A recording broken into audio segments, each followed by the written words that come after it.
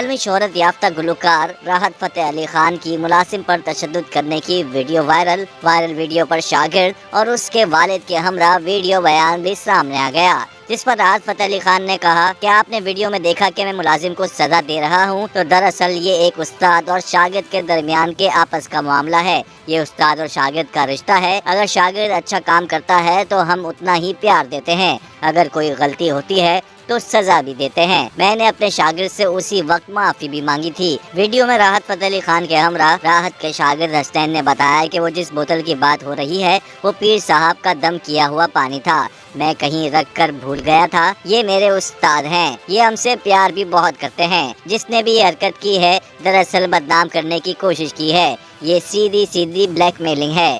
Video بیان میں شاگرد کے والد کا کہنا تھا کہ استاد کا ڈانٹنا اور مارنا بھی ہمارے لیے مار نہیں بلکہ تبرک ہے۔ سوشل میڈیا پر جاری ویڈیو بیان میں راحت فتح علی خان کے ڈرائیور نے بھی اس بات کی تصدیق کی کہ وہ 40 سال سے ان کے ساتھ ہیں۔ ڈرائیور کا کہنا تھا کہ راحت فتح علی خان میرا بہت خیال رکھتے ہیں، مجھے آج تک کبھی راحت فتح علی خان یا ان کی فیملی نے گالی تک نہیں دی۔ سوشل میڈیا پر وائرل ویڈیو کے مطابق عالمی شہرت یافتہ گلوکار راحت فتح علی خان کی جانب سے اپنے ذاتی ملازم پر بدترین تشدد کیا۔